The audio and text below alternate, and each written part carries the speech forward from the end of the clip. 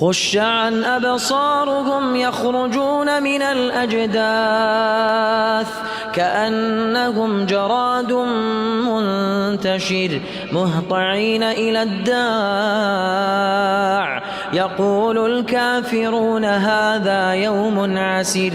كذبت قبلهم قوم نوح فكذبوا عبدنا وقالوا مجنون وازدجر فدعا ربه أني مغلوب فانتصر ففتحنا أبواب السماء بماء منهمر وفجرنا الأرض عيونا فالتقى الماء على أمر قد قدر وحملناه على ذات ألواح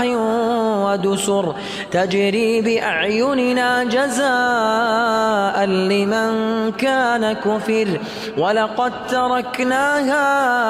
آية فهل من مدكر